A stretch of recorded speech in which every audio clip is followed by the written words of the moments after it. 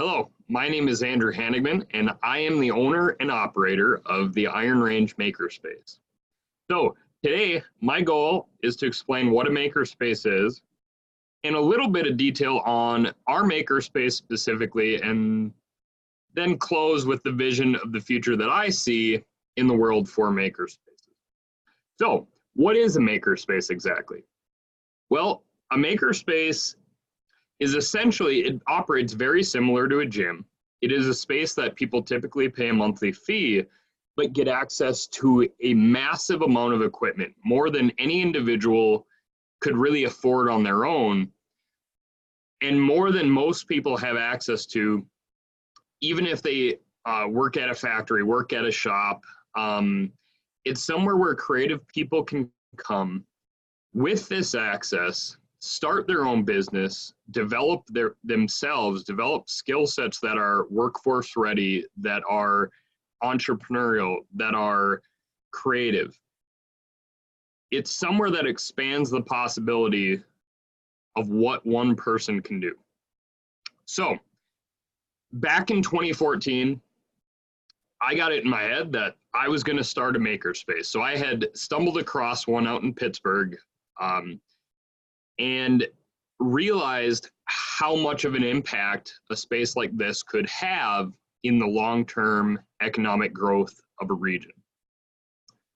So at the time, our area is primarily dependent on mining, and we were in a slump.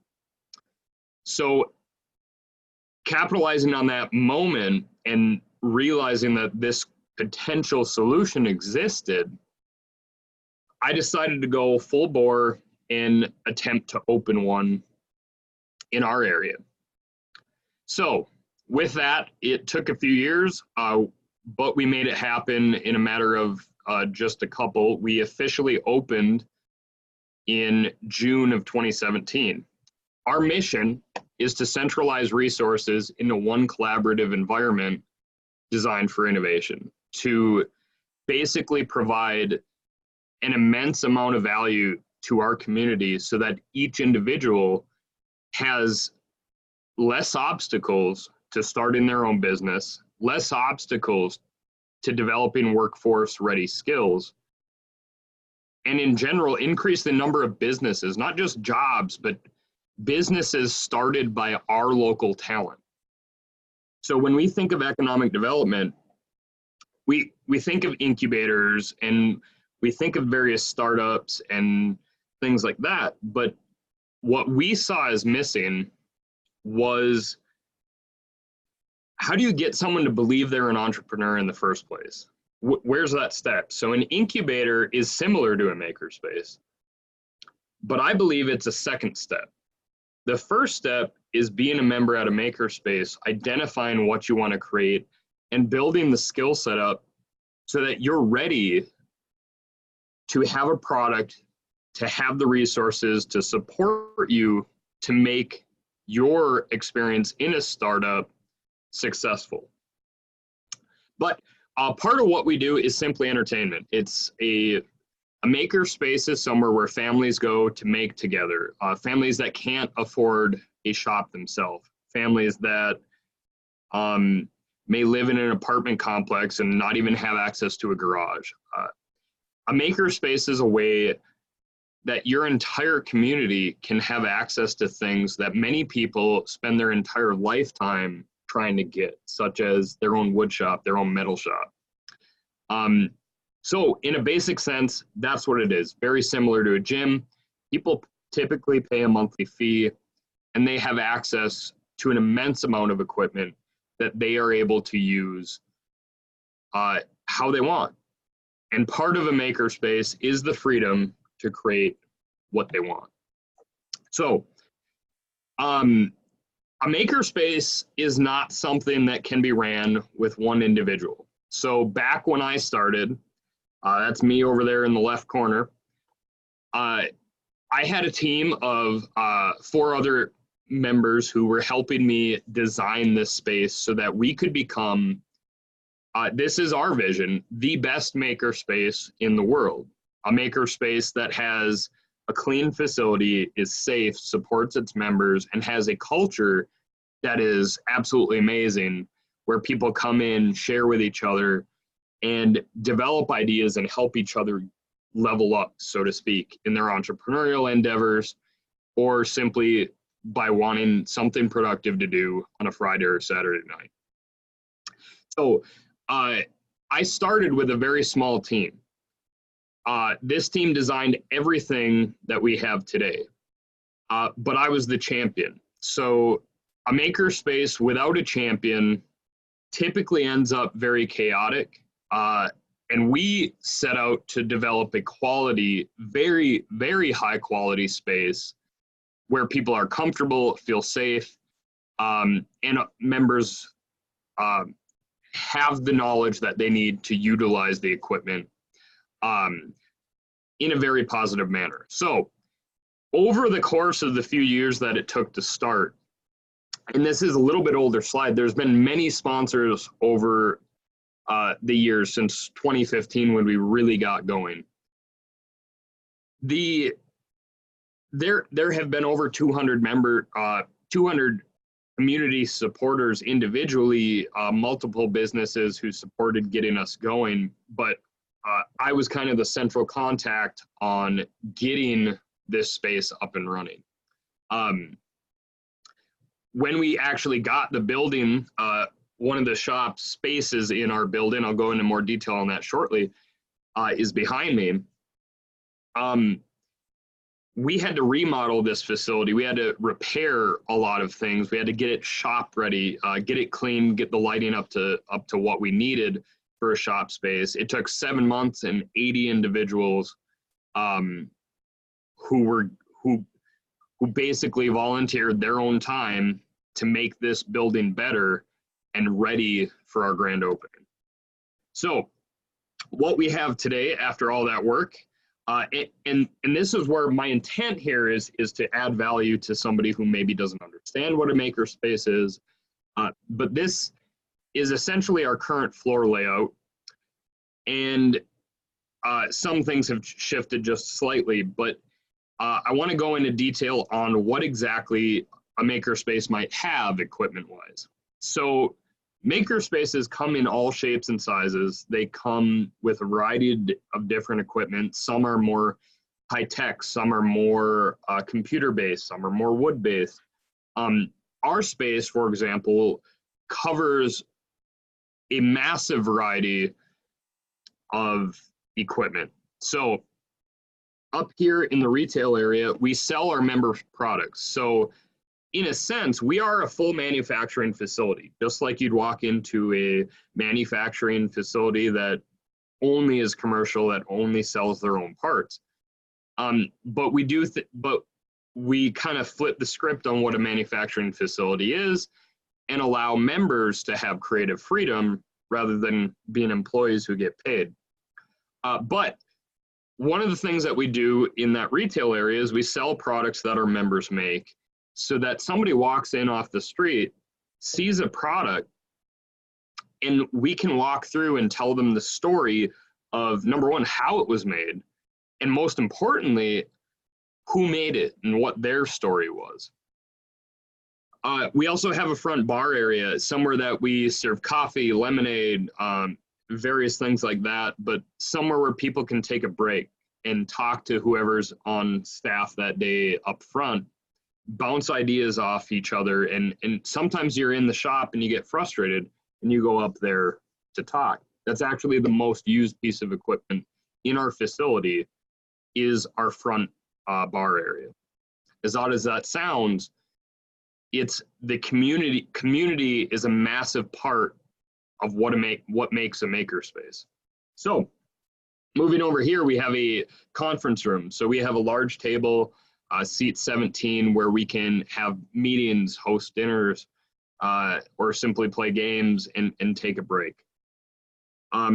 We have a shower facility in case people get covered in oil, dirt, things like that, just like a regular facility that would be an industrial facility would have. When you go into the shop here, we have a commercial kitchen, for example. So if members are working here all day and get hungry at some point, they can make their own food here. They can bring in break food, think frozen pizzas, for example. We have a variety of different equipment in this thing that we call a clean lab. That's where we're doing lower dust type activities, not necessarily a clean room like an electronics facility yet, but we have a t-shirt press, a screen printer, so we can brand our own clothing, we can make different products like that. And we do assembly and painting and staining and things like that there. Our high-tech lab, for example, has a laser engraver where you can burn into wood, cut leather, various products, a vinyl cutter for doing signage, for promotional materials. So if somebody starts a business in our facility, we have the supplies so that they can promote it as well. This office area here is actually a recording studio now. It has a variety of different equipment that would allow somebody to record, to edit audio. We have various softwares that assist with graphic design, editing, sound, video. We have software for 3D modeling, for 3D printing. We have a 3D printer. Our wood shop, for example, has a full carpentry shop. Equipment that is much more powerful than what any home user typically has access to. So our table saw is 5 horse, our bandsaw is 5 horse, which is considerably bigger than a lot of what your community typically has. And this expands the capability of what one individual can do. It doesn't make sense for all of us to have the same size table saw, especially when our utilization is extremely low. A lot of people may use their table saw once a month, but you could have a much better saw for a much lower price if we all work together like a makerspace. Moving into the fabrication bay, we have a variety of different equipment that covers pipe bending, sheet metal bending, break and roll, a plasma cutter, a welder, a blacksmithing area, machining, so a mill, a metal lathe. We even have a gym in our facility that allows us to cover a different aspect, but also making covers a broad range. And we see making your body into what you want. We see taking frustration out, working with your hands in many different facets, but the combination of which allows for innovation that has not yet happened. So if we look back 100 years ago, or things like that, we had different guilds. We have every community had a wood shop, a metal shop, but we never interacted as much as you can in a makerspace. So when you have a makerspace, you have people from different trains of thought that come from carpentry, come from woodworking, come from engineering, come from business. You're mixing all these different minds together in a way that hasn't really been done on an economic development standpoint before, at least not in this way. And this allows us to, number one, have the actual physical capability to achieve the product results we want, but also have the network behind the person who is creating it to support them in a way that is from the get-go, when they don't even see themselves as an inventor or entrepreneur, to the point where they're product ready to move forward to startup phase. Anyway, that's a very brief explanation of what we have. We have more on our website, ironrangemakerspace.com, if you want to check out what our facilities look like. But our facility is about 12,000 square feet. We would like it closer to 25,000 and have a massive list of equipment that we wish to expand into. But the way we operate is you pay a monthly fee, you get access to the whole space, you become part of this community. There's people there to help. We train our members. We have operating procedures so that our members know how to use the equipment. Even if somebody's not there, after they train, they can refresh themselves. But more important, way more important than the physical space, what I really want you to get out of this is that a makerspace comes down to who's in it. you could have a makerspace that has absolutely no power tools, no technology. If you had a group of creative people with a space, you have a makerspace. The amount of creativity, the amount of success that a makerspace has comes down to the community that it has within it.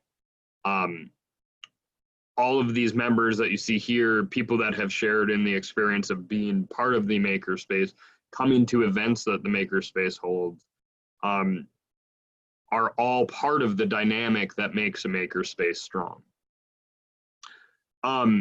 Before I end and go beyond the presentation, I like to look back and look at the way a specific space that I would call a makerspace shaped the future we live in today in various ways.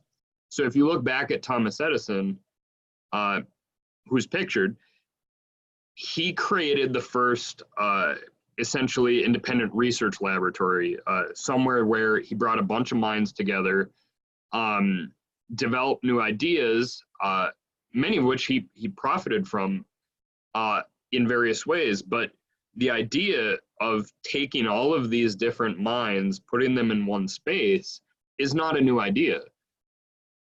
But when you do that in the way that a makerspace does, you have the ability to shape the world, shape your region, shape your economy in many of the ways that Thomas Edison had reshaped the world previously. So I want you to think about that and think about the ways that if you had a makerspace in your facility, what are the ways that your community itself, not attracting businesses from outside, but actually developing your people, giving them access to the abilities, access to the tooling, and access to resources that absolutely exponentially increases their capabilities, and simply believe in them. I think that is a really cool way to do economic development. I think makerspaces are awesome, and part of my vision for the future is that every single community in the world has access to a space like this, and access to a quality makerspace at that. So thank you for watching. My name is Andrew Hanigman. You can learn more by going to ironrangemakerspace.com or checking out our Facebook page, or shooting me an email through the contact information on those pages. Thank you. Have a good day.